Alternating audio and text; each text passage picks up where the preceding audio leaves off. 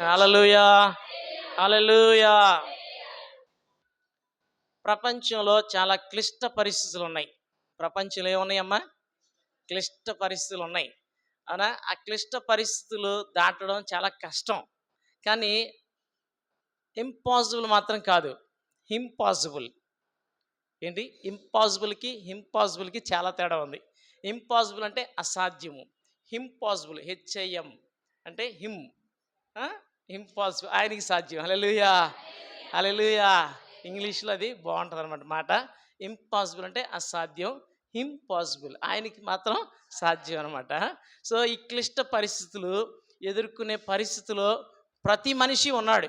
ఒక మాటలో చెప్పాలంటే విశ్వాసులు ఒక్కళ్ళే కాదు. అందరూ కూడా క్లిష్ట పరిస్థితులు ఉన్నారు. ఏ పరిస్థితులండి? క్లిష్ట పరిస్థితులు అంటే ఏంటి? చాలా కష్టంగా గడిసిద్ది కదా! అవునా? దాన్ని క్లిష్ట పరిస్థితి అంటారు. అర్థమైందండి? అలాంటి పరిస్థితులు ఉన్నారు. ఇదివరకే చెప్పాను ఈ వర్తమానం 1, 2 దగ్గర. కానీ మన సంఘస్థులు వినలేదు. కొంతమంది వినాలి, తెలుసుకోవాలి అనేది నా ఆశ. దేవుడు మనసులో ఆ భారం పెట్టారు. ఎవరికి ఉపయోగపడుతుందో నాకు తెలీదు. ఈ మెసేజ్ చెప్పాలని మాత్రం ప్రేరేపించబడ్డాను. వినిన వారు దేవుని స్తుతించండి. వినని వారు చాలా జాగ్రత్తగా దేవుని వాక్యం వినండి. హల్లెలూయా, హల్లెలూయా. 4 విషయాలు చెప్తాను. అర్థమైందండి? ఒక విశ్వాసిగా మనం ఏ క్లిష్ట పరిస్థితిలో ఉన్నామో 4 విషయాలు చెప్తాను. ఆ 4 విషయాలు గనక 4 విషయాల్లో నీవు నిలిచి ఉంటే అవునా? నీవు ధన్యుడివే. నీవు ధన్యుడివే. బలమైన విశ్వాసి. అవునా? స్టీల్ ప్లాంట్ బిలీవర్‌తో సమానం. అవునా? ఎందుకంటే మన విశాఖపట్నంలో స్టీల్ ప్లాంట్ ఉంది. ఏముందమ్మా?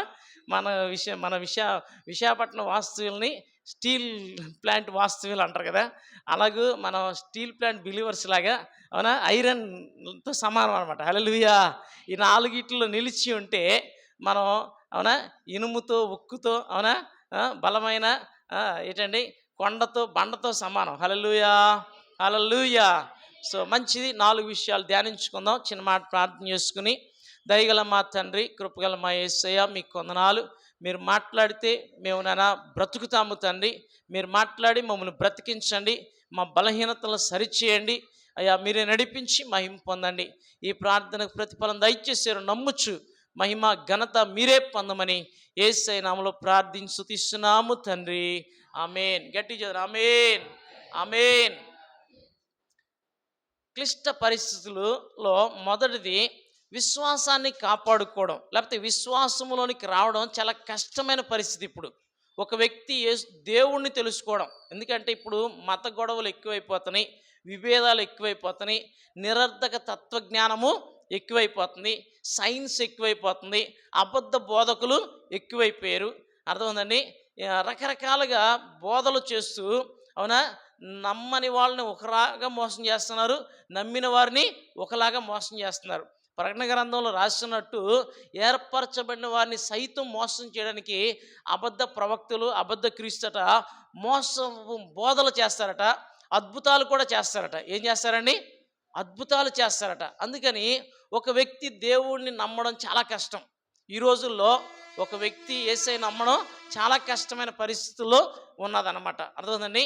ఎంతో అద్భుతం జరిగితే, ఎంతో గొప్ప దర్శనం వస్తే, దేవుడు డైరెక్ట్గా మాట్లాడితే, లేకపోతే ఏదో ఏంటండి ప్రకృతికి అతీతమైన కార్యం ఏదైనా జరిగితేనే దేవుణ్ణి నమ్మడానికి ఒకళ్ళు ముందుకు వస్తున్నారు, లేకపోతే రావట్లేదు. అవునా కదండి?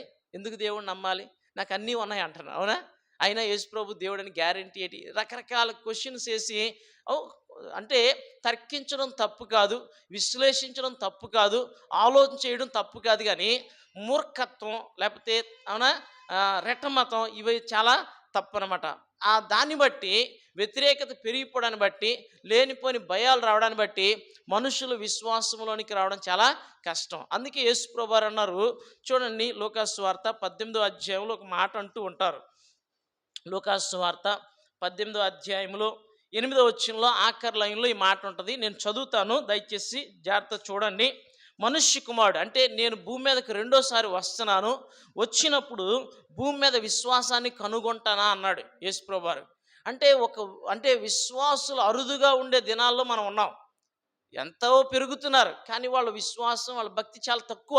పెరుగుతున్నారు అనుకుంటున్నాము, పెరుగుతున్న సందర్భాలు ఉన్నాయి, కానీ విశ్వాసంలో సన్నగిల్లే పరిస్థితులు ఎక్కువ అవుతున్నాయి అన్నమాట. అంటే విశ్వాసం లేకపోతే ఒక మాటలో చెప్పాలంటే if you last faith you lose everything. నీకు గనక విశ్వాసం లేకపోతే ఇంకేమీ లేనట్టే. అర్థమండి? చాలామంది విశ్వాసం ఉండదు. దేవుడి మీద విశ్వాసం ఉండదు. అంటే ఇంకేమీ లేదని అర్థం అనమాట. కాబట్టి ఈ దినాన విశ్వాసాన్ని కలిగి ఉన్నవారు ధన్యులు. ఎవరు ధన్యులండి? విశ్వాసము కలిగి ఉన్నవారు ధన్యులు అంతే. కొన్నిసార్లు ఏమున్నా లేకపోయినా విశ్వాసం ఉందనుకోండి మనం బతికేయగలం. కొన్నిసార్లు కొంతమంది అన్నీ పోగొట్టుకుంటారు. కానీ ఒకటి మాత్రం ఉంటుంది. అది ఒకటి ఉంటే మళ్ళీ తిరిగి బతికేయచ్చు. ఏంటది? మామూలుగా అంటే లోక సంబంధంగా ఒక ఆయన డబ్బులు పోయాయి, బట్టలు పోయాయి, లేకపోతే ఉద్యోగం పోయింది, కుటుంబం పోయింది, అన్నీ పోయాయి. కానీ ఒకటి మాత్రం ఉంది. ప్రాణం మాత్రం ఉంది. హల్లెలూయా! ప్రాణం ఉంటే మళ్ళీ అన్నీ సంపాదించుకోవచ్చు. ప్రాణమే పోతే ఏమీ లేదు. అవునా? అందుకని విశ్వాసం ప్రాణం లాంటిది. దేని లాంటిదమ్మా? ఊపిరి లాంటిది విశ్వాసం. అందుకే నీతిమంతుడు విశ్వాసం మూలంగా జీవిస్తాడు. అన్నీ పోయినా యేసు ప్రభు దేవుడు అన్న విశ్వాసం, నా దేవుడు నన్ను రక్షిస్తాడు, నా దేవుడు నన్ను బాగు చేస్తాడు, నా దేవుడు నన్ను స్వస్థపరుస్తాడు, నా దేవుడు నన్ను నిలబెడతాడు, నా దేవుడు నాకు సహాయం చేస్తాడు, నా దేవుడు నన్ను విడిచిపెట్టడు, నేను నమ్మిన దేవుడు సజీవుడు, నేను నమ్మిన దేవుడు సృష్టికర్త అన్న విశ్వాసం నిన్నేం చేస్తుందంటే మరలా నిన్ను నిలబెట్టేస్తాయి. హల్లెలూయా! ఆ విశ్వాసమే లేదనుకోండి ఇక అన్నీ పోయినట్టు లెక్క. ఏమీ లేనట్టే లెక్క. అందుకని ఈ రోజుల్లో మనకి విశ్వాసం ఉందా ఒకసారి పరిశీలన చేసుకోవాలి. విశ్వాసములోనికి రావడం చాలామంది కష్టంగా ఉంది. ఇప్పుడు విశ్వాసం ఉన్నవారు విశ్వాసాన్ని కాపాడుకోవడం కష్టంగా ఉంది. అర్థమైందండి? విశ్వాసం కాపాడుకోవడం డౌట్ అనమాట. యేసు ప్రభు దేవుడా కాదనే డౌటు చాలామందికి వస్తూ ఉంటుంది అనమాట. ఎందుకంటే ప్రార్థన చేస్తే కొన్నిసార్లు అద్భుతాలు జరగవు, లేకపోతే ఎవరో వచ్చి ఏదో వాదిస్తూ ఉంటారు. అవునా కాదని? అలాంటి టైంలో మన విశ్వాసం షేక్ అవుతుంటుంది, సడలుతూ ఉంటుంది. ఏమవుతుంది? అటు ఇటు కదులుతూ ఉంటుంది అనమాట. కానీ స్థిరమైన విశ్వాసులుగా మనం ఉండాలి. హల్లెలూయా! గట్టి హల్లెలూయా! పొట్టు లాంటి విశ్వాసం ఉందనుకోండి చిన్న గాలిస్తే ఎగిరిపోద్ది. ఇంకొంచెం అవునా పెద్ద గాలి వచ్చిందనుకోండి చెట్లు ఎగిరిపోతాయి. కానీ స్థిరమైన విశ్వాసం గలవారు కొండలాగా ఉంటారు. హల్లెలూయా! వాళ్ళు కదలరు. అవునా? వాళ్ళకి దేవుని గురించిన దర్శనము, దేవుని గురించిన ప్రత్యక్షత, దేవుని గురించిన వెలిగింపు తేటగా అర్థమయ్యాయి. దేవుడు తేటగా అర్థమైతే వాళ్ళు ఇంకా ఎవరు చెప్పకుండానే నమ్ముకుంటారు. ఎన్ని పరిస్థితులు ఎలా మారిపోయినా సరే వారు ఎప్పుడు దేవుని విడిచిపెట్టరు. హల్లెలూయా! హల్లెలూయా! అందుకని విశ్వాసంలోనికి రావడం ఒక గొప్ప ఆశీర్వాదం. విశ్వాసాన్ని సంపాదించుకోవడం ఒక గొప్ప ధన్యత. విశ్వాసాన్ని కాపాడుకోవడం ఒక గొప్ప అచీవ్మెంట్. ఏంటండి? పౌలు భక్తుడు అంటాడు తిమోతి గారితోటి, తిమోతి అవునా విశ్వాసమును సంపాదించుకున్నటకు ప్రయాసపడు అంటాడు. ఏమంటాడండి? విశ్వాసాన్ని సంపాదించుకోవడానికట ప్రయాసపడాలట. మనం దినదినము విశ్వాసంలో బలపడాల. ఇంకో దగ్గర అంటాడు పౌలు గారు, నేను విశ్వాసాన్ని కాపాడుకున్నాను అంటాడు. ఏమంటాడండి? విశ్వాసాన్ని కాపాడుకున్నాడు. ఆయన గొప్ప సేవ చేశాడు. ఇంకా ఆఖరి దినాలకు వచ్చేసరికి ఏం కాపాడుకున్నాడట? ఇంత సంపాదించాను, అంత సంపాదించాను అని చెప్పలేదు. ఇన్ని సంఘాలు కట్టాను, ఇన్ని ఆత్మలు సంపాదించాను చెప్పలేదు. ఏం కాపాడుకున్నాడు? విశ్వాసాన్ని కాపాడుకున్నాడు. మంచి పోరాటాన్ని పోరాడాడు. తన పరుగును తుదముట్టించాడు. హల్లెలూయా! గట్టిగా హల్లెలూయా! అందుకే విశ్వాసమును కాపాడుకోవాలా. అబ్రహాము ఇస్సాకుల గురించి రాయబడిన మాట ఏంటంటే వారు విశ్వాసము గలవారై మృతి చెందారట. ఎలా మృతి చెందారండి? విశ్వాసము గలవారై. హెబ్రీయులు రాసిన పత్రిక 11వ అధ్యాయంలో ఉంటుంది. అవునా? వారు విశ్వాసము గలవారై మృతి చెందారు కాబట్టి దేవుడట వారి దేవుడిని అనిపించుకోవడానికి సిగ్గుపడలేదట. దేవుడు ఎప్పుడైనా ఎవరి దగ్గరికి వచ్చి నేను అబ్రహాము దేవుణ్ణి, ఇస్సాకు దేవుణ్ణి, యాకోబు దేవుణ్ణి అని చెప్పుకునేవాడట. హల్లెలూయా! ఎందుకంటే వారు విశ్వాసం గలవారై మృతి చెందారట. ఏం కలిగి? విశ్వాసం గలవారై మృతి చెందారు. కాబట్టి నీకు విశ్వాసం ఉందా? యేసు ప్రభు దేవుడని, యేసయ్య రక్షకుడని, యేసయ్య విమోచకుడని విశ్వాసం ఉందా? విశ్వాసం ఉంటే నీవు ధన్యుడు. అవునా? యెహోవాను నమ్ముకొనివాడు ధన్యుడు. యెహోవా వానికి ఆశ్రయముగా ఉంటాడు. ఎలా ఉంటాడండి? ఆశ్రయముగా ఉంటాడు. కాబట్టి విశ్వాసమును కాపాడుకోవడం, విశ్వాసంలోనికి రావడము క్లిష్ట పరిస్థితులే, విశ్వాసాన్ని కాపాడుకోవడము క్లిష్ట పరిస్థితులే. అర్థమైందా మన మాటలు?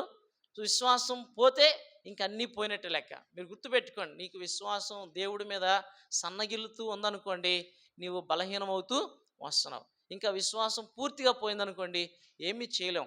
ఇప్పుడు ఒక వ్యక్తి కొరప్రాణం ఉంటే డాక్టర్స్ కింద మీద చేసేనే బతికించడానికి ట్రై చేస్తారు. పూర్తిగా చనిపోతే ఏమైనా చేయగలరా? ఏమీ చేయలేరన్నమాట. అవిశ్వాసం నానా మృతముతో సమానం. అర్థమవుతుందండి? ఇక చనిపోయిన తర్వాత ఏమీ చేయలేమన్నమాట. అందుకే విశ్వాసం కలిగి ఉంటే నీవు ఎప్పటికైనా సరే మరలా తిరిగి నిలబడతావు. హల్లెలూయా! హల్లెలూయా! సో విశ్వాసం చాలా ప్రాముఖ్యం. విశ్వాసం అంటే సత్యాన్ని నమ్మడం, దేవుణ్ణి నమ్మడం, అర్థమవుతుందండి? నీతిగా జీవించడం గొప్ప ధన్యత. కాబట్టి విశ్వాసమును కాపాడుకోవడం క్లిష్టమైన పరిస్థితుల్లో నీవు విశ్వాసాన్ని కాపాడుకుంటే నీవు ధన్యుడు, నువ్వు గొప్పోడు అని అర్థం. ఏంటి అర్థం అండి? చాలా గొప్పవాడు అనమాట. అర్థమండి? ఈ పరిస్థితుల్లో విశ్వాసాన్ని కలిగి ఉండడం గొప్ప సంగతి. అర్థమైందండి? కాబట్టి దినాన నీవు విశ్వాసాన్ని కలిగి ఉండడానికి, విశ్వాసాన్ని కాపాడుకోవడానికి ప్రయాసపడాలి. అది సింపుల్గా రాదు. కొన్ని సంపాదించుకోవాలంటే ప్రయాసపడాలి. పొందుకోవడం ఈజీ. అవునా? అత్తవారు కట్నం ఇచ్చారనుకోండి, 10 లక్షలు, ₹1,00,00,000 పొందుకోవడం ఈజీ. అవునా? లాటరీ తగిలిందనుకోండి, ₹1,00,00,000 పొందుకోవడం ఈజీ. కానీ ₹1,00,00,000 సంపాదించడం ఎంత కష్టం. ₹1,00,00,000 సంపాదించే మాటలమ్మా. ఎన్నాళ్ళు కష్టపడితే ₹1,00,00,000, పోనీ ₹1,00,000 లేదా 10 లక్షలు అనుకుందాం. అవునా? ఎంత కష్టమో. అవునా కదండి? విశ్వాసాన్ని సంపాదించుకోవడం చాలా కష్టం. హల్లెలూయా! విశ్వాసాన్ని కాపాడుకోవడం కష్టం. ఒక స్థితికి వచ్చిన తర్వాత ఆ స్థితిని కాపాడుకోవడం కష్టమే. అవునా? ఒక స్థితిలోనికి రావడము కష్టమే. కాబట్టి నువ్వు విశ్వాసివైతే ఆ విశ్వాసాన్ని కాపాడుకోవడానికి నువ్వు ప్రయాసపడాల. విశ్వాసాన్ని సంపాదించుకోవడానికి ప్రయాసపడాల. విశ్వాసము గలవారమై మృతి చెందాల. ఎలా మృతి చెందాలండి? విశ్వాసము గలవారమై మృతి చెందాల. చనిపోయే టైంకి అవునా విశ్వాసముతో నిరీక్షణతో పరలోకానికి వెళ్ళాలి. హల్లెలూయా! విశ్వాసం ఉంటే కృప ఉంటుంది, విశ్వాసం ఉంటే నిరీక్షణ ఉంటుంది, విశ్వాసం ఉంటే ధైర్యం ఉంటుంది, విశ్వాసం ఉంటే స్వస్థత వస్తుంది. హల్లెలూయా! అర్థమవుతుందండి? విశ్వాసము ద్వారా అన్నీ సాధ్యం. అర్థమవుతుందండి? విశ్వాసము ద్వారా మనం లోకాన్ని జయించగలుగుతాం. విశ్వాసము ద్వారా సింహాల నోళ్లను మూసారు, అగ్ని బలాన్ని చల్లార్చారు. విశ్వాసమే దేవుని అందలి విశ్వాసం. ఎవరి అందలి విశ్వాసం? దేవుని అందలి విశ్వాసమే మనకు పూర్ణ స్వస్థత, పూర్ణ రక్షణ, పూర్ణ ఆశీర్వాదం ఇస్తుంది. హల్లెలూయా!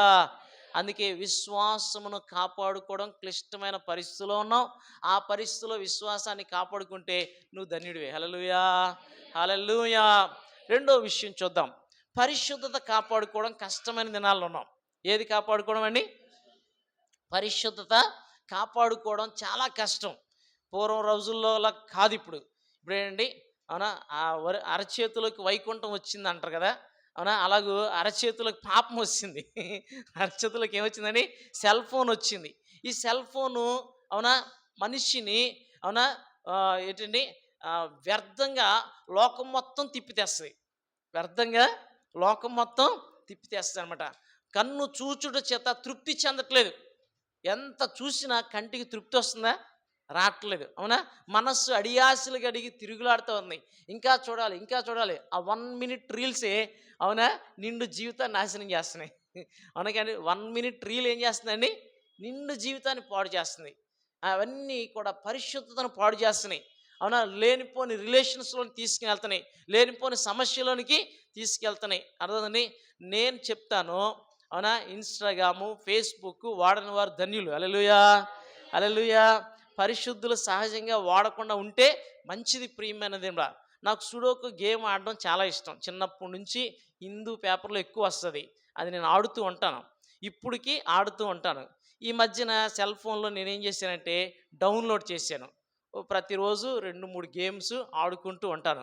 ఈ గేమ్ మధ్యలో వేరే యాడ్స్ వస్తున్నాయి, వేరే యాడ్స్ అనమాట. ఆ యాడ్స్ మంచివి కాదు. అందుకని ఈ గేమ్ డిలీట్ చేశాను, ఆడడం మానేశాను. మనకి పరిశుద్ధత ముఖ్యమా, సరదా ముఖ్యమా? ఏది ముఖ్యం చెప్పండి అమ్మా? పరిశుద్ధత ముఖ్యం. అర్థమని పరిశుద్ధంగా ఉండడం కోసం సరదాని పక్కన పెట్టాలి. నువ్వు సరదాకి పోయి ఉంటే నీ సరదా తీరిపోద్ది. అర్థమైందండి? ఎందుకు పనికి రాకుండా పోతాం అనమాట. అర్థమైందండి? చాలామంది సరదా ఇప్పుడు సరదాగా ఉండకపోతే ఎప్పుడు సరదాగా ఉంటామండి. ఇప్పుడు హ్యాపీగా ఉండకపోతే ఎప్పుడు హ్యాపీగా ఉంటామండి. హ్యాపీనెస్ కాదు. విశ్వాసులు హ్యాపీనెస్కి ఎక్కువ ప్రాధాన్యత ఇవ్వరు, హోలీనెస్కి ఎక్కువ ప్రాధాన్యత ఇస్తారు. దేనికి ప్రాధాన్యత ఇస్తారు? వింటున్నారు నా మాటలు? ఏదండి? సంతోషం ముఖ్యమా? పరిశుద్ధత ముఖ్యమా? పరిశుద్ధంగా ఉండేవాళ్ళు ఎప్పుడు సంతోషంగా ఉంటారు. సంతోషంగా ఉండాలనుకున్న వాళ్ళు ఆ ఒక్క నిమిషం సంతోషంగా ఉంటారు. తర్వాత ఏ ఏడుసో వస్తది పోతారు. అంతే కదండీ! అది పోయింది అంతే. ఒకాయన ఇక్కడే అవునా? సువార్త చెప్తూ ఉంటే అవునా? ఎయిడ్స్ వ్యాధితో బాధపడుతున్నాడు. పక్కన ఉన్నోళ్ళు ఆయనకు ఒంట్లో బాలేదు అంటున్నారు. ఏటి బాలేదు చెప్పంటే ఎయిడ్స్. 22, 23 సంవత్సరాల కుర్రోడు. ఢిల్లీ ఎళ్ళాడు. అక్కడ పాపం చేశాడు. ఎయిడ్స్ వ్యాధి వచ్చింది. అవునా? చావు బతుకుల మధ్యలో ఉన్నాడు. రేపు ఎల్లుండో చనిపోతాను అన్నట్టుగా ఉన్నాడు. మేము సువార్త చెప్పుకుంటూ వెళ్తుంటే ఆయన మరి తారసపడ్డాడు. తెలిసింది. వెంటనే ప్రార్థన చేశాను. సువార్త చెప్పాను. అవునా? 2 రోజుల తర్వాత ఆయన చనిపోయాడు. అర్థమైందండి? దేవుడు అద్భుతం చేస్తే బతికుంటాడు. నేను చెప్పాను. మా దేవుడు రక్షించడానికి సమర్థుడు, స్వస్థపరచడానికి సమర్థుడు, అవునా? బ్రతికించడానికి సమర్థుడు. ప్రభు చిత్తమైతే బ్రతుకుతావు. కానీ నువ్వు సువార్త విను. పాపాన్ని ఒప్పుకో. ప్రభు కనికరిస్తే క్షమాపణ పొంది పరలోకానికి వెళ్తామని ఆయన చేత పాపపు ఒప్పుకోలు ప్రార్థన చేయించి ఆయన కోసం ప్రార్థన చేసి వచ్చామన్నమాట. విషయం ఏంటండి ఢిల్లీలో ఒక వ్యభిచారి దగ్గరికి వెళ్ళాడు. ఎయిడ్స్ వ్యాధి వచ్చింది. తర్వాత నిండు జీవితం 22, 23 సంవత్సరాల కుర్రోడు అవునా? జీవితం అంతా పోయింది. చూసారండి? సుఖం ఎంతసేపు అండి? 1 మినిట్, 5 మినిట్స్ అవునా కదండి? ఒక రోజు అవునా కదండి? తర్వాత నిండు జీవితం నాశనం అయిపోద్ది. అందుకనే చెప్తున్నాను, మనం సంతోషానికి కాదు ఎక్కువ ప్రాధాన్యత ఇవ్వాల్సింది. అవునా? దేనికండి? పరిశుద్ధతకి ఎక్కువ ప్రాధాన్యత ఇవ్వాలి. నువ్వు సంతోషంగా ఉండాలనుకుంటే ఖచ్చితంగా ప్రియమైన దేవుడా పరిశుద్ధంగా ఉండు. హల్లెలూయా! హల్లెలూయా! అది శాశ్వతమైన సంతోషం. ఏ సంతోషం అది? శాశ్వతమైన సంతోషం అనమాట. చాలాసార్లు చాలామంది ఏంటంటే అవునా? క్షణికమైన సుఖానందం కోసం అది ఏదైనా కావచ్చు. సినిమాలు రకరకాలు అనమాట. అవునా? కొన్నిసార్లు కొన్ని వెంటనే ఎఫెక్ట్ చూపిచ్చి, కొన్నిసార్లు కొన్ని లేట్‌గా చూపించొచ్చు. కానీ లేట్‌గా చూపించినా దాని వలన మనం ఏదో ఒక రోజు దుఃఖాన్ని అనుభవించక తప్పదనమాట. అందుకే పరిశుద్ధత కాపాడుకోవాలి. ఏం కాపాడుకోవాలండి? పరిశుద్ధత కాపాడుకోవాలి. చూడండి ప్రకటన గ్రంథంలోనికి రండి. ప్రకటన గ్రంథం 22వ అధ్యాయంలోనికి రండి. 22వ అధ్యాయము 11వ వచనం చదువుదాం. 10 నుండి చదువుతున్నాను చూడండి. నేనే చదువుతాను. మరియు అతడు నాతో ఇలాగు చెప్పెను. ఈ గ్రంథమందున్న ప్రవచన వాక్యములను ముద్ర వేయవలదు. కాలము సమీపమై ఉన్నది.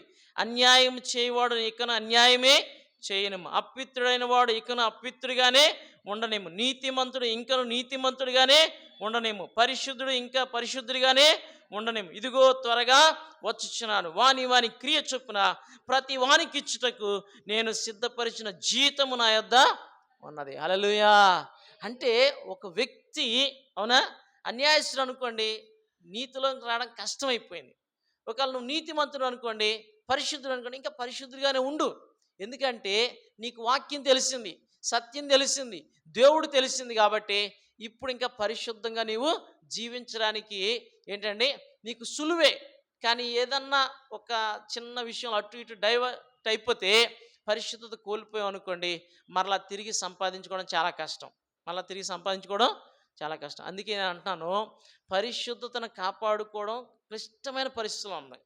అర్థమండి? కళ్ళు మూసినా లోకం కనబడుతుంది, కళ్ళు తెరిసినా అవునా? కళ్ళు తెరుచుకుని రోడ్డు మీద వెళ్తున్నాం అనుకోండి, లోకం పాపం కనబడుతుంది. సినిమా పోస్టర్లు కావచ్చు, లోకం కావచ్చు కనబడుతుంది. పోనీ కళ్ళు మూసాం అనుకోండి, ఊహల్లోనికి ఊహా ప్రపంచం వచ్చేస్తుంది. ఏ ప్రపంచం అండి? ఊహా ప్రపంచం వచ్చేస్తుంది. అవునా? అంత ప్రమాదకరమైన పరిస్థితులు ఉన్నాం. నేను ఒక గేమ్ ఆడుతూ ఉండేవాడిని. అది ఏంటంటే బ్లాక్స్ గేమ్ అనమాట. ఆ గేమ్ ఆడుతూ ఉంటే చాలా సంవత్సరాల క్రితం గేమ్స్ ఆడటం అందరికీ ఇష్టమే కదా! నాకు గేమ్స్ ఆడుతూ ఉంటాను. సెల్ ఫోన్‌లో ఆడుతూ ఉండేవాడిని అనమాట. అలా గంట, 2 గంటలు ఆడేవాడిని. అంతా అయిపోయాక ప్రార్థన చేసుకుంటే కళ్ళ ముందు అవే కనబడతా ఉండేది. కళ్ళ ముందు అవే కనబడతా ఉండేది. అర్థమైందండి? నేను, అనిల్ పాస్టర్ గారు ఖాళీగా ఉండే టైంలో అలాగ ఆడుకుంటూ ఉండేవాళ్ళం. నేను ప్రార్థన చేసుకున్నప్పుడు అది కళ్ళల్లో కనబడుతుంది ఏటి అని చెప్పేసి అనుకుని అనిల్ అన్నతో చెప్పాను. అన్న ఏటన్నా ఈ గేమ్ కళ్ళు మూసుకుని ప్రార్థన చేస్తుంటే ఆ గేమే కనబడుతుంది, ఇంకేం కనబడుతుందంటే, తమ్ముడు నీకు అలా కనబడుతుంది, నాకు అలా కనబడుతుంది అన్నాడు. అయితే ఈరోజు మానేద్దాం అన్నాను. ఇద్దరు మానేసి హల్లెలూయా! ఆ రోజు నుంచి ఈ రోజు వరకు మళ్ళీ ఆ గేమ్ ఆడలేదు. అర్థమవుతుందన్నమాట. అందుకని ఆనందం ముఖ్యమా? మనకి ఇదేంటి పరిశుద్ధత ముఖ్యమా? అందుకే ప్రియమైన దేవుని బిడ్డలారా పరిశుద్ధత కోసం ఎక్కువ ప్రాధాన్యత ఇవ్వాలి. అర్థమవుతుందన్నమాట. సరదాలకు వెళ్ళిపోతాం అవునా? ఫ్రెండ్స్ అని, వాళ్ళని, వీళ్ళని అవునా? పిల్లలు అవునా తిన్నగుంటలేదు.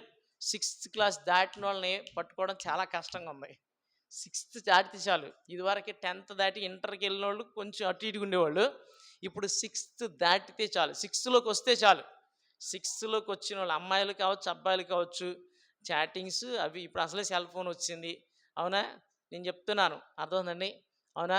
ఒక అమ్మాయితో గాని, అబ్బాయితో గాని 3 నిమిషాల కంటే ఎక్కువ మాట్లాడినా, అర్థమైందండి? ముగ్గురు లేనప్పుడు మాట్లాడినా, 3 అడుగుల దూరంతో మాట్లాడకపోయినా నువ్వు పాపం చేసినట్టు లెక్క. ఏటండి? 3 అడుగులు దూరం ఉండాలి. ముగ్గురుంటేనే మాట్లాడాలి. మాట్లాడాల్సొస్తే 3 నిమిషాలే మాట్లాడాలి. 3 నిమిషాలు మించి మాట్లాడితే అబ్బాయైనా, అమ్మాయైనా ఆళ్ళు పాపం చేస్తున్నారు. అర్థమవుతుందా? కాపాడుకోలేకపోతున్నాం. పిల్లల్ని యవ్వనస్తులు చెప్పలేకపోతున్నాం. శోధనలు ఎక్కువైపోయినాయి.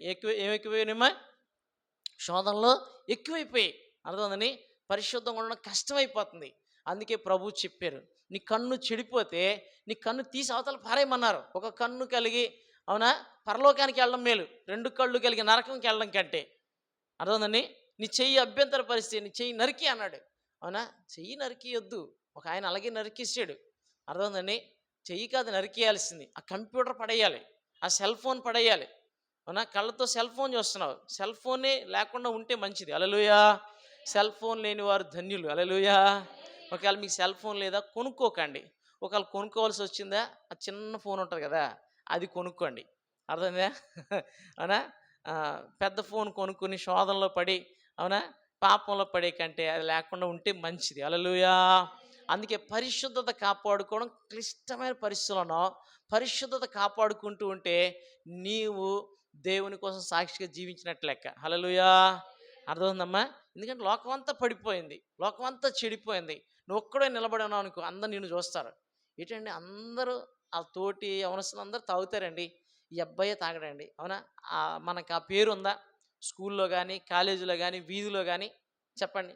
లేదంటే అవునా? చాలా కష్టం. అందుకే పరిశుద్ధత కాపాడుకోవడం క్లిష్టమైన దినాల్లో మనం ఉన్నాం. గానీ ఈ వాక్యాన్ని బట్టి అవునా? పరిశుద్ధత కాపాడుకోవడానికి ఏదో పంజరంలో ఉండమని కాదు. పంజరంలో ఉంటే పరిశుద్ధత కాపాడుకున్నట్టు కాదు. వాక్యం చదవాలి, సహవాసం ఉండాలి, లోకంలోకెళ్ళాలి, పాపంలో పడకుండా బయటికి రావాలి. హల్లెలూయా! ఒక వ్యక్తి జీవితంలో దేవుడు చేసే గొప్ప కార్యం ఏంటంటే, పాపంలో ఉన్న వ్యక్తిని అవునా? అక్కడి నుంచి విడిపించి అవునా? బయటికి తీసుకొచ్చి, పరిశుద్ధపరిచి, నీతిమంతుడిగా చేసి, బలపరిచి, మళ్ళీ ఇదే వ్యక్తిని మళ్ళీ ఆ పాపపు లోకంలోనికి పంపించి, అక్కడ పాపంలో పడకుండా దేవుడిని నిలబెట్టగలిగితే, నీవు జీవితంలో దేవుడు అద్భుతం చేసినట్టు లెక్క. హల్లెలూయా! అర్థమైందండి? అక్కడి నుంచి బయటికి రావడం ఈజీయే గానీ, అక్కడికెళ్ళి పడిపోకుండా ఉండడం కష్టం. అర్థమైందా నా మాట? లోకంలో పడకుండా ఉండడం కష్టం. కానీ పడకుండా ఉంటే మాత్రం నీ జీవితంలో దేవుడు అద్భుతం చేశాడని అర్థం. అర్థమైందండి? కానీ అలాంటోళ్ళు అరుదుగా కనబడుతున్నారు. ఎలా కనబడుతున్నారండి? అరుదుగా కనబడుతున్నారు. అలా నీవు నేను ఉండాలనేది దేవుని చిత్తం అనమాట. హల్లెలూయా! హల్లెలూయా! 2 విషయాలు చెప్పాను. ఇంకో 2 విషయాలు గబగబా చెప్పి నేను ముగించేస్తాను. మూడో విషయం ఏంటంటే, శ్రమలను ఎదుర్కోవడం కష్టమైన దినాల్లో ఉన్నాం. ఏది కష్టంగా ఉందమ్మా? శ్రమలను ఎదుర్కోవడం కష్టం అనమాట. ఈ రోజుల్లో ఇదివరకటి రోజుల్లో ఎన్ని శ్రమలైనా భరించేవాళ్ళు. ఎంతైనా ఓర్చుకునేవాళ్ళు. కానీ ఇప్పుడు అసలు ఓర్పే లేదు. ఓర్పే లేదు. ఎవరికీ లేదు. పిల్లలకి లేదు. పెద్దవాళ్ళకి లేదనమాట. చిన్న మాట అంటే తాసుబాములాగా లెగిస్తారు. అవునా కదండీ! చిన్న మాట అంటే చాలు. అవునా? లెగిస్తారు. లేదంటే అలిగి ఆత్మహత్యలకు పాల్పడుతున్నారు. దేనికి పాల్పడుతున్నారు? ఆత్మహత్యలకి. అవునా? శ్రమ ఓర్చుకోవడానికి అస్సలు ఆ మనస్సు ఉంటలేదు. ఆ ధైర్యం సరిపోవట్లేదు. ఆ శక్తి సరిపోవట్లేదు. వస్తాయి శ్రమలు రాకుండా ఉంటాయేటి? మనిషి అన్న తర్వాత విశ్వాసికైనా, అవిశ్వాసికైనా శ్రమలొస్తాయి. అందులో సందేహమేమీ లేదు. మనకు కూడా శ్రమలొస్తాయి. శ్రమలు రావని ప్రభువు చెప్పలేదు. అర్థమవుతుందండి? యేసయ్య ఒక మాట చెప్పేశారు. లోకంలో మీకు శ్రమ కలుగును. అయినను ధైర్యం తెచ్చుకోండి. నేను లోకాన్ని జయించానన్నారు. హల్లెలూయా! అర్థమవుతుందా? శ్రమలొస్తాయి. కానీ దేవుడు మనకు తోడై ఉంటాడు. ఎవరు తోడై ఉంటారమ్మా? క్రైస్తవులు బెంబేలెత్తిపోకూడదు. అవునా? శ్రమలో నీకు తోడై ఉంటానని వాగ్దానం చేసాడు దేవుడు. చేసాడా లేదండి? అవునా? నేను నిన్ను విడిచిపెట్టను. అవునా? జలముల్లో బడి వెళ్ళినప్పుడు అవి నిన్ను ముంచివేయు. అగ్నిలో బడి వెళ్ళినప్పుడు అవి నీవు కాలిపో అని చెప్పారు. కాబట్టి మనం శ్రమలో ఏంటండి నిలిచి ఉండడం కష్టమైన దినాల్లో ఉంటున్నాం. శ్రమ పడ్డానికి ఇష్టపడతలేదు. శ్రమ పడడం ఒక ఆయుధం లాంటిది. అర్థమైందండి? పేతురు భక్తుడు అంటాడు, మొదటి పేతురు 4వ అధ్యాయం మొదటి వచనంలో, క్రీస్తు యేసు శరీరమందు శ్రమ పడిన గనుక మీరును అట్టి మనస్సును ఆయుధముగా ధరించుకోండి. అవునా? శ్రమ పడడం ఒక ఆయుధం లాంటిది. శ్రమ పడాలి. అవునా? కష్టపడి పని చేయాల. ఏదైనా దేవుడిని నమ్ముకున్నందుకు శ్రమలు వస్తే భరించాలా. నీతిగా ఉంటున్నందుకు శ్రమలు వస్తే భరించాలా. అర్థమైందండి? ఓర్పివు ప్రభువా, సహనమివ్వు ప్రభువా అని ప్రార్థన చేసుకుంటే దేవుడు వాటిని అధిగమించడానికి శక్తినిస్తాడు. హల్లెలూయా. శ్రమలను ఏంటండి దాటడానికి ఒకటే పరిష్కారం ఉంది. వాటిని ఎదుర్కోవడమే పరిష్కారం. హల్లెలూయా. ఎస్కేప్ అవ్వలేం. శ్రమలు ఏంటమ్మా? ఎస్కేప్ అవ్వకూడదు. ఏం చేయాలి? ఎదుర్కోవాలి. ఎదుర్కొని దాటాలి. అర్థమైందండి? శ్రమలు స్పీడ్ బ్రేకర్ లాంటివి, గుంతలు లాంటివి, లేకపోతే రెడ్ లైట్ లాంటివి. ఆగాలి, చూసుకుని మెల్లిగా వెళ్ళాలి. అర్థమవుతుందమ్మా? ఆగకుండా స్పీడ్గా వెళ్ళిపోయాం అనుకోండి, మనం పడిపోతాం. అర్థమవుతుందండి? కాబట్టి శ్రమలు ఈ రోజుల్లో ఎవరికి శ్రమ పడడం ఇష్టం లేదు. అన్నీ ఈజీగా అయిపోవాలి, సులువుగా అయిపోవాలి. అవునా? సుఖంగా అయిపోవాలి. అవునా? 2 నిమిషాల్లో బిర్యానీ. ఎన్ని నిమిషాల్లో బిర్యానీ? 2 నిమిషాల్లో. మీరు చూసారా ఒక వీడియో? 2 నిమిషాల్లో కొత్తిమీర బిర్యానీ చేస్తుందట ఆవిడ. అవునా? 2 నిమిషాల్లో కొత్తిమీర బిర్యానీ చేస్తానని అన్నీ చెప్పి స్విగ్గీ నుండి తెప్పించిన బిర్యానీలో కొత్తిమీర కలిపిస్తుంది. 2 నిమిషాల్లో బిర్యానీ అయిపోయింది. ఏం చేసిందండి? కొత్తిమీర బిర్యానీ ఎన్ని నిమిషాల్లో చేయొచ్చు? 2 నిమిషాల్లో. బిర్యానీ చేయడానికి గంట 2 గంటలు పడుతుంది. కానీ తెప్పించింది బయట నుంచి బిర్యానీ. కొత్తిమీర కలిపేసరికి కొత్తిమీర బిర్యానీ అయిపోయింది. 2 నిమిషాల్లో కొత్తిమీర బిర్యానీ అయిపోయింది. అన్నీ 2 నిమిషాల్లోనే అయిపోవాలన్నమాట. అర్థమైందండి? అలాగే అంతే కదా, మనకి అన్నీ ఇప్పుడే కొంటావా లేదా? సెల్ ఫోన్ అయినా, బండి అయినా, షూ అయినా, ఏదైనా ఇప్పుడే కావాలంటారు. అవునా? ఇప్పుడే అన్నీ ఇప్పుడే అయిపోవాలి. అది శ్రమ. పోనీ ఏదైనా ఒక మాట అన్నాం అనుకోండి, వెంటనే ఏంటండి అలగడం, తిండి మానేయడం, ఇంట్లోంచి వెళ్ళిపోవడం, లేకపోతే ఆత్మహత్యలు చేసుకోవడం. యూత్ బాగా ఏంటంటే ఇలా తయారయ్యారు. అవునా? అందుకని ఇది నాన్న, ప్రభువా ఆ మనస్సు నాలుండి తీసేయి ప్రభువా అని ప్రార్థన చేసుకోవాలి. హల్లెలూయా. గట్టి చదువు హల్లెలూయా. వింటున్నారా నా మాటలు? ఎన్ని చెప్పాను? 3. ఒకటేంటి? విశ్వాసాన్ని కాపాడుకోవడం. 6 కష్టమైన దినాల్లో ఉన్నాం, కానీ విశ్వాసం, ఇప్పుడు మనకు విశ్వాసం ఉంది. ఉందా లేదా? ఉంది కాబట్టి ఇక్కడికి వచ్చాం. హల్లెలూయా.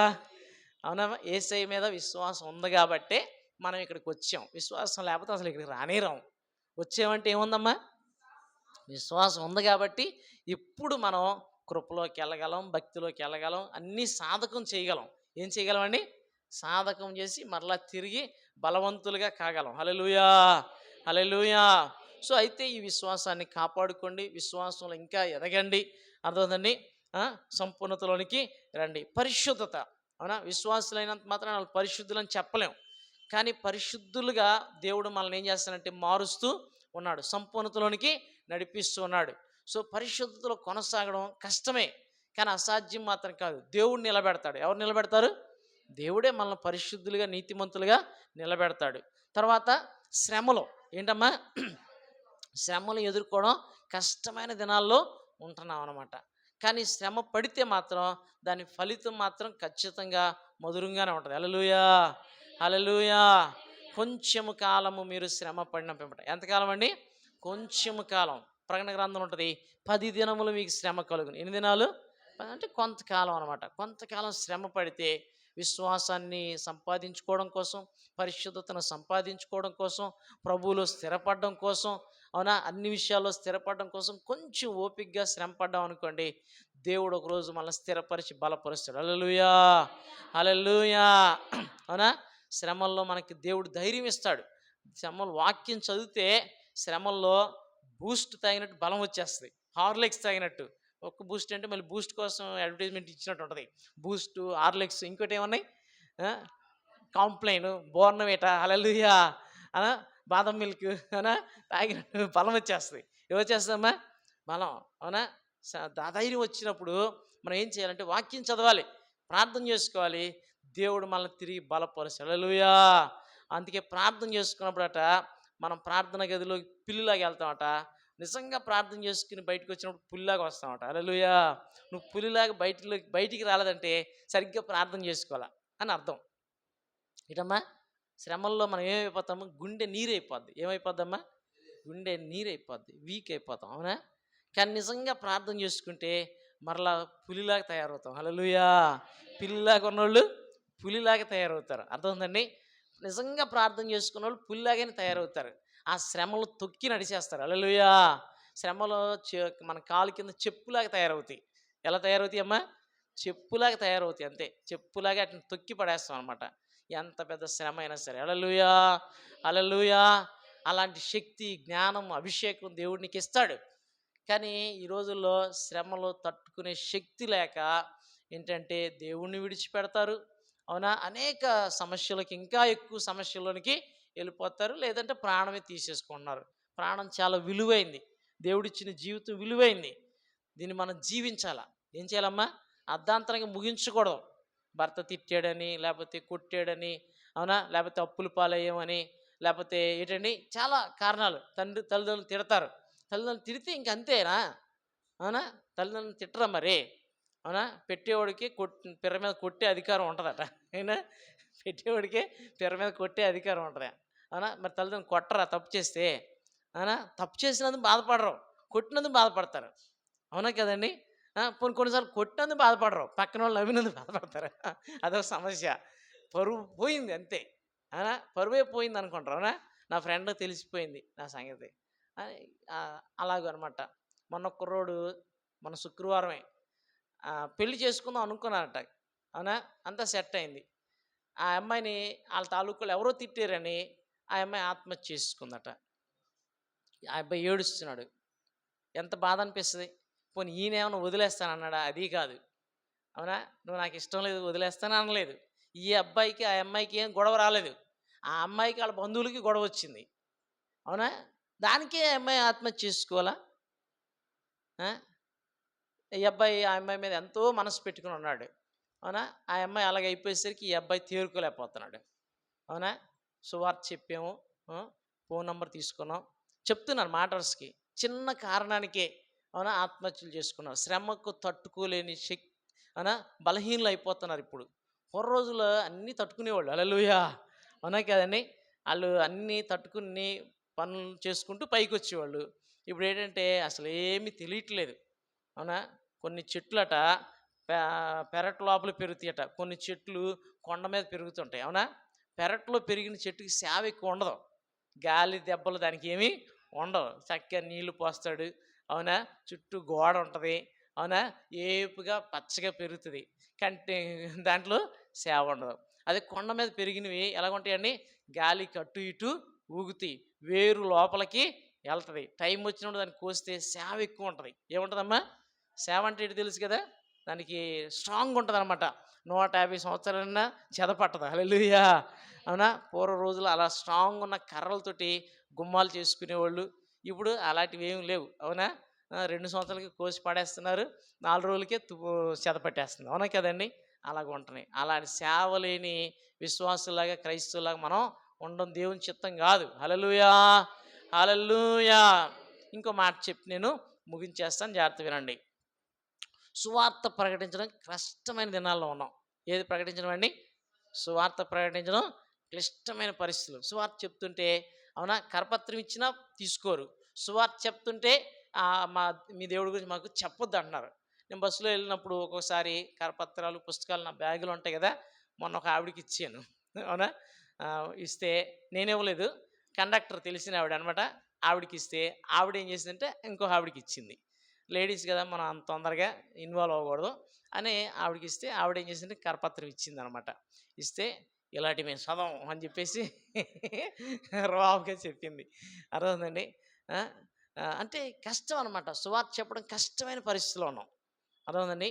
సువార్త చెప్తుంటే వినట్లేదు. వినరు. కానీ మనం ఒకటి గుర్తుపెట్టుకోవాలి. సువార్తకు ద్వారాలు మూయబడలేదు. సువార్తకు ద్వారాలు ఇంకా తెరిచే ఉన్నాయి. ఒకవేళ మూయబడినా గడియ పెట్టుంది గానీ మూయబడలేదు. హల్లెలూయా! తలుపేసి ఉంది. గడేసి ఉంది. తీయలేమా? తీయగలమా లేదమ్మా? తీయగలం. ఈజీయే. అర్థమైందా? ఒకవేళ గడియ కాదు తాళం వేసిందనుకోండి, మన ప్రభు ఏం చెప్పారు? తాళపు చెవులు నీకు ఇచ్చానన్నాడు. హల్లెలూయా.